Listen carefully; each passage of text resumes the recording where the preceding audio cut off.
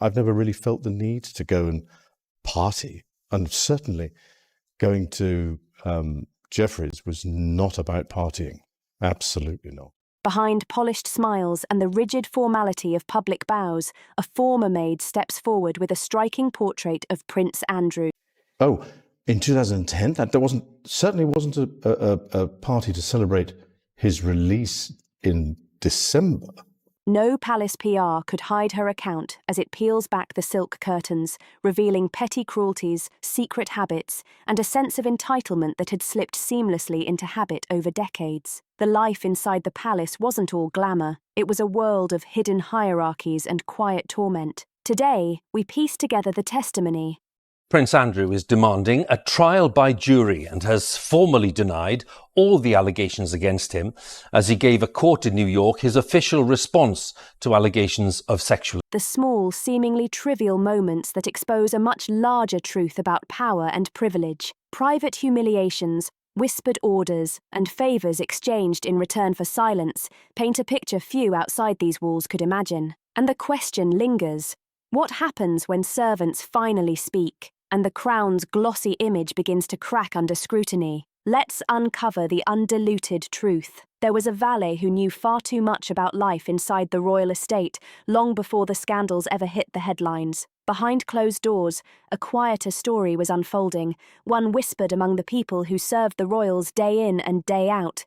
Outsiders often imagine palace staff as loyal, polished professionals gliding gracefully through marbled halls. The reality, far more complicated, raw, and tense. Those assigned near Prince Andrew felt that tension more acutely than anyone, and some carried private resentment they hardly dared voice. One of those voices came from a man named Paul, Andrew's personal valet. He served the prince for decades, living in an apartment directly connected to Andrew's private rooms. For years, Paul packed Andrew's clothes, arranged his belongings, and responded to every demand behind the polished shoes and formal titles. But Paul's reality was a world apart. He loathed his job, not because of long hours, but because of Andrew's behaviour. Even more, the seemingly small, almost absurd requests the prince made added layers of irritation that would push any ordinary person to their limit. Andrew owned a Jack Russell Terrier named Bendix. An odd name, yes, but that was the least of it. The bizarre part: Andrew would wake Paul in the dead of night whenever the dog stirred. At 2 or 3 in the morning, a private buzzer or direct line would summon Paul instantly. Half asleep, Paul would rush to the prince's side, take the dog outdoors, and wait in freezing darkness, cigarette in hand, struggling to stay awake. These nightly interruptions became routine, leaving him exhausted and bitter. Even palace security officers patrolling the gardens witnessed him during these moments, Paul murmuring his frustrations, sharp words dripping with years of pent-up anger. He openly admitted despising the prince, recounting the rudeness, the demands and cruelty that shocked even those accustomed to royal entitlement. At one point, Paul even joked darkly, wishing Andrew's next ski trip would end with him sliding off a mountain. But Paul's bitterness was far from unique. Many insiders believed Andrew had been allowed to misbehave for far too long. Some even said that if Prince Philip had stepped in early, maybe even shoved a bar of soap into his mouth the first time Andrew cursed at a servant, things could have turned out differently. Instead, Andrew grew up treated as if he could do no wrong. Staff said he was the Queen's favourite, shielded from consequences. The palace itself didn't operate like a normal workplace.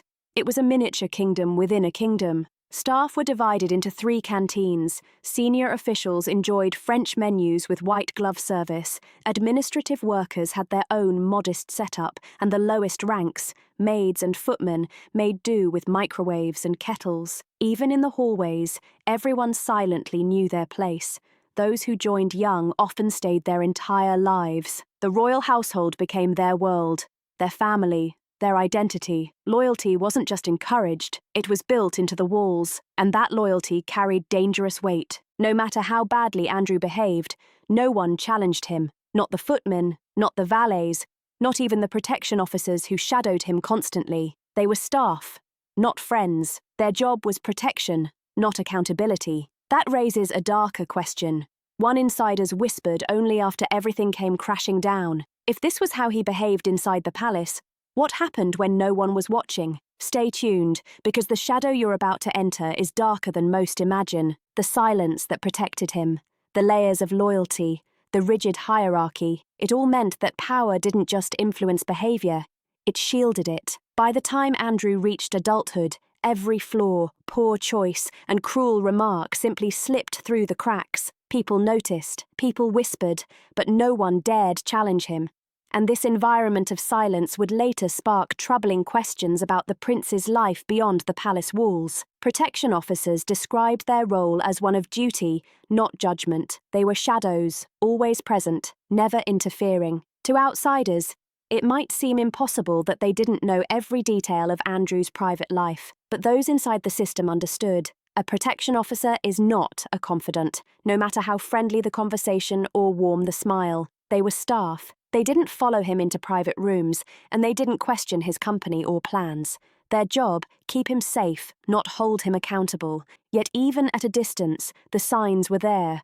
Odd travel schedules, strange companions, abrupt routine changes.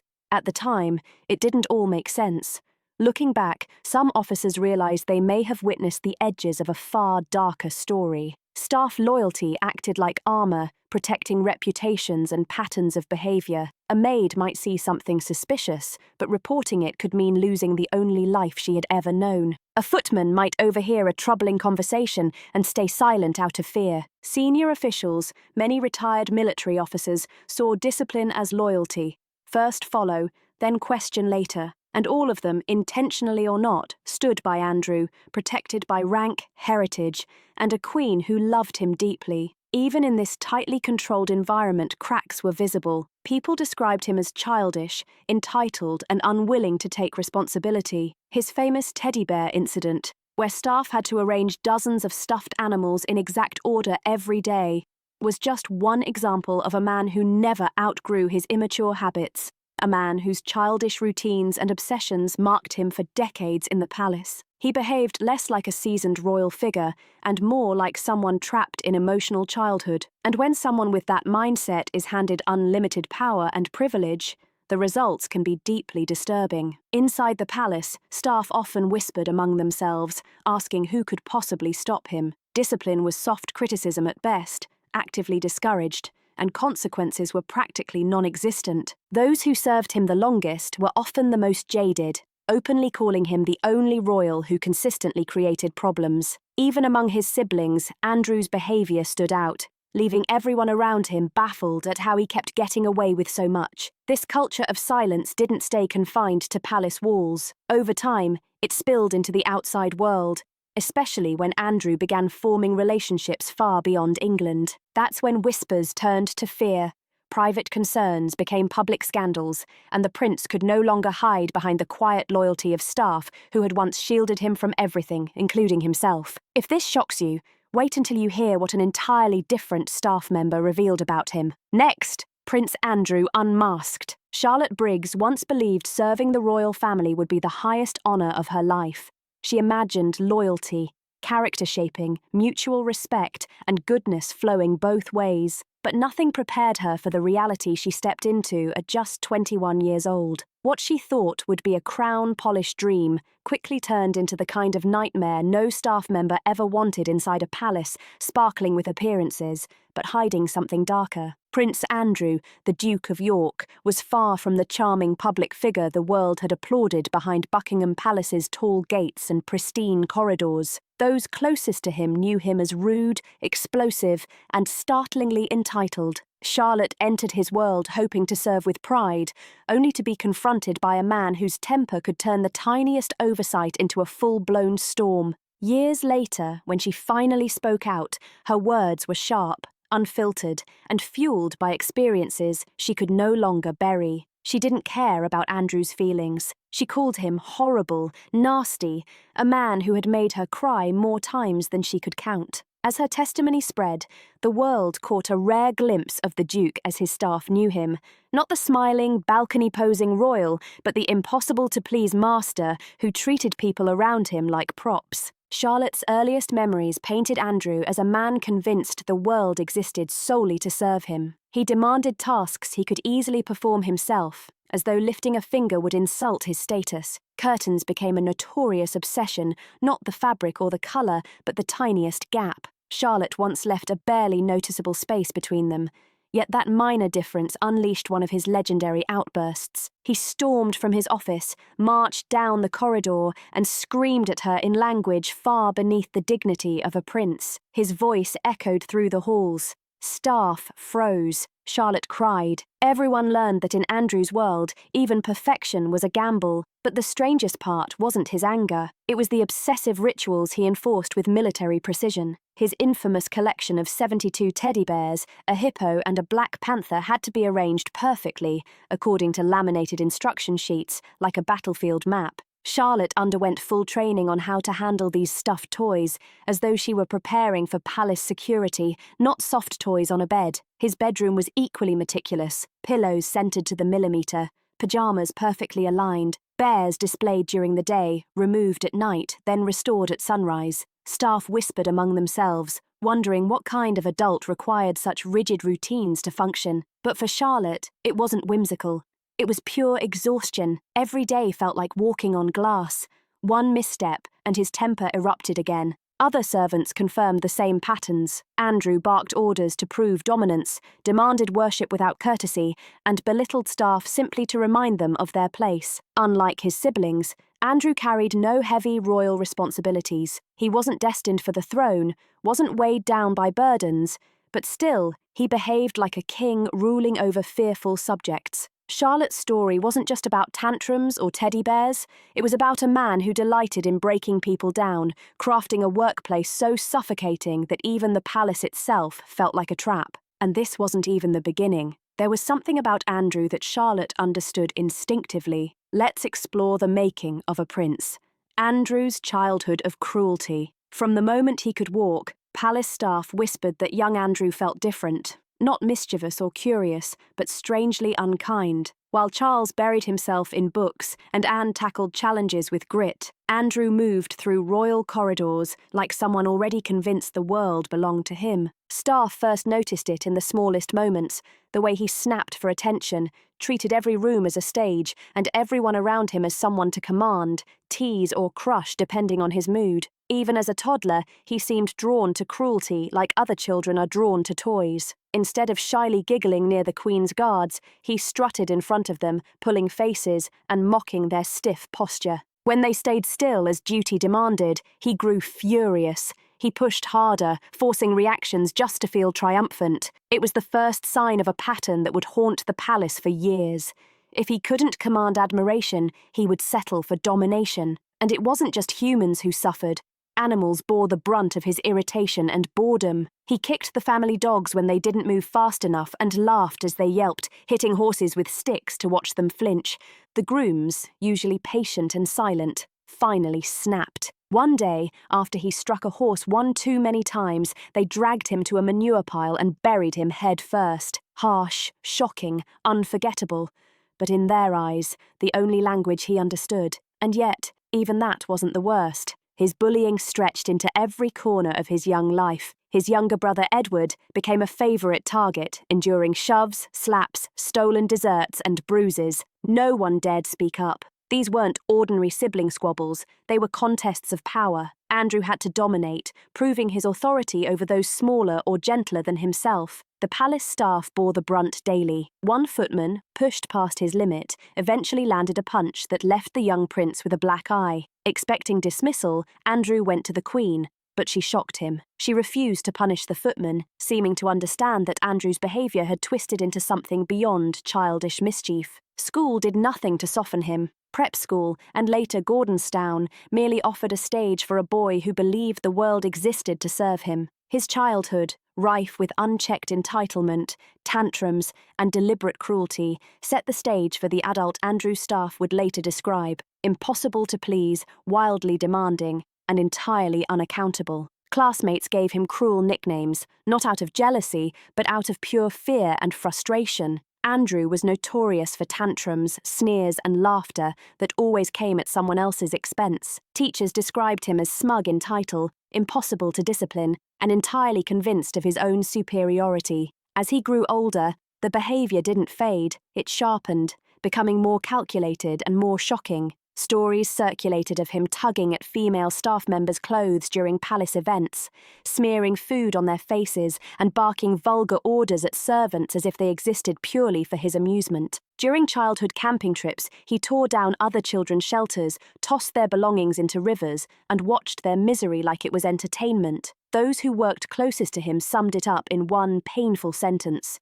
He wasn't raised like a prince, he acted like a tiny tyrant, throwing objects to the floor, cursing at staff, barking orders instead of speaking, demanding constant attention. His world seemed built entirely on the belief that everyone existed solely to serve him. And yet, as troubling as these stories are, they raise an even bigger question. When we shift focus from Andrew's early behaviour to the men and women who served beside him, the picture becomes far more revealing. What truly sets Andrew apart from other working royals? Let's dive into a royal contrast, Prince Andrew versus his siblings, and discover why his conduct stood out as far worse than anyone else in the household. In the labyrinthine world of the British royal household, not all royals are created equal in the eyes of those who serve them. Former staff repeatedly draw stark contrasts between Andrew and his relatives, describing a level of entitlement and immaturity that made him uniquely difficult to work for. Whereas other family members earned respect and loyalty through fairness and decency, Andrew's behaviour reportedly created tension, frustration, and exhaustion at every turn. Prince Charles, for instance, was remembered by palace staff as consistently courteous, patient, and respectful to those under his charge. Accounts describe him taking the time to acknowledge staff efforts, sometimes stopping to chat in hallways or on the lawns, offering simple words of appreciation. Even when he demanded long hours or meticulous standards, his tone remained professional, not demeaning, and staff often left their duties feeling valued rather than humiliated. These gestures, while seemingly small, mattered enormously in the rigid, hierarchical palace environment. They created a sense of dignity and mutual respect that flowed from the top down. Similarly, Prince Edward earned a reputation as approachable and considerate. Staff recalled feeling comfortable around him, noting that he rarely demanded unnecessary tasks or acted whimsically. He maintained expectations appropriate to his status, but avoided the unpredictable nighttime commands that reportedly became Andrew's hallmark, where a valet might be roused at 2 a.m. to take a dog for a walk or perform other unusual errands. Staff working with Edward could generally anticipate a predictable, fair workload. These differences, subtle though they were, reveal a key distinction in leadership styles and personal character among the royals. Princess Anne, known for her strong work ethic, also earned admiration from staff. Her household reportedly ran with precision, yet she treated employees as partners in service rather than objects of whim or amusement. Former staff often describe her as professional yet personable, inspiring loyalty through competence rather than fear or favoritism. Even in her demanding routines, Anne's fairness allowed staff to feel pride in their work rather than constant anxiety over unpredictable behaviour. By contrast, Prince Andrew reportedly left staff exhausted, frustrated, and humiliated. Former maids and valets describe whimsical or childish demands, like the infamous teddy bear arrangements, or being summoned at 2 a.m. for trivial tasks as sources of relentless stress. One former maid described working under Andrew as the only negative experience in her entire royal career, stating that he consistently ruined the atmosphere. Unlike his siblings and peers, Andrew's behaviour stemmed from entitlement, reinforced by lifelong privilege, a sense of being the Queen's favourite, and a lack of boundaries during his upbringing. This comparison highlights that the palace system itself was not inherently oppressive. Many royals treated staff with respect even within the rigid hierarchy. It was Andrew's personal attitude and upbringing that created a uniquely difficult environment. While palace life demanded obedience and discretion, it also offered opportunities for fair treatment and mutual respect, as evidenced by those serving other family members. Ultimately, these contrasts paint a portrait not only of Andrew as an individual, but also of the broader dynamics within the royal household. Privilege can coexist with responsibility. Entitlement can be tempered by respect. Leadership within the family is defined as much by personal conduct as by title. Andrew's behaviour, juxtaposed against the more considerate approaches of his relatives, underscores a clear truth. The problem was never palace life itself, it was the choices and character of the prince in question. But beyond the domestic staff, the troubling behaviour didn't stop.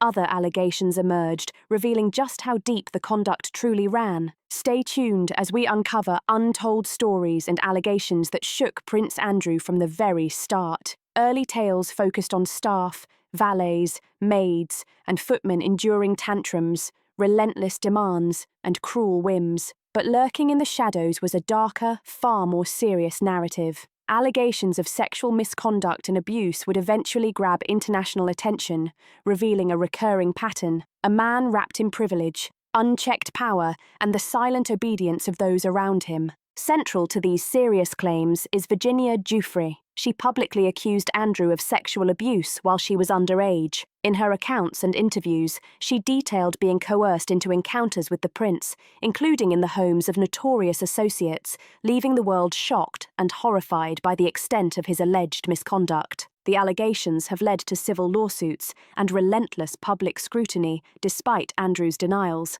Yet the persistence of these claims highlights a troubling reality. Status, wealth, and connections created opportunities others could never access while limiting accountability at every turn. What ties these grave allegations to the day-to-day experiences of palace staff is a recurring theme. Power combined with protection breeds impunity. Staff were often expected to silently endure Andrew's childish or cruel behaviour, fully aware that questioning a senior royal could threaten their positions, reputations, and sometimes even their entire careers. Valets, maids, and protection officers were trained to obey, not challenge. Loyalty was mandatory, and fear of reprisal kept many silent. The very system that shielded him from accountability inside the palace mirrored structures outside, allowing inappropriate behaviour to go unchecked for years. Even minor grievances illustrate this pattern: ordering staff to arrange teddy bears perfectly, waking valets at odd hours, or mocking those who failed him. On the surface, these acts seem trivial, but when viewed alongside the severe allegations, a disturbing continuity emerges. A personality accustomed to acting without consequence allowed whims and desires to override the comfort, safety, and rights of anyone in his orbit. The palace's gilded walls concealed not just privilege, but a system that enabled wrongdoing to persist unchecked. Unchallenged staff testimonies and public allegations together reveal a man insulated by hierarchy, whose behaviour consistently exploited the gap between authority and accountability. The domestic stories, while not criminal, show early signs of a mindset where entitlement eclipsed empathy and status outweighed morality. When these patterns expanded into high society, the consequences became far more serious, with silence, protection, and social influence masking harm from public view. Connecting domestic staff grievances with wider misconduct claims, a clear picture emerges. Prince Andrew's behaviour was not isolated, impulsive, or misunderstood. It was nurtured in a culture of unquestioned loyalty, fear, and institutional shielding. Every demand, prank, and cruel jest within the palace mirrors the same dynamics that allowed greater misdeeds to occur beyond its walls. Now, how did loyalty, fear, and layers of protection turn Andrew from a spoiled royal into someone emboldened by impunity? Stay glued as we unravel this complex web, how the palace cultivated Andrew's entitlement inside the royal household. Loyalty is more than a virtue. It is an unspoken law, a binding force that shapes every interaction and decision. For many palace staff, their lives became inseparable from their service. Young recruits often began in their late teens, dedicating decades to palace work. Identity, financial security, and purpose were intertwined so tightly that leaving, questioning, or even hinting at discomfort could risk everything they had built. The palace was not merely a workplace, it was their entire world.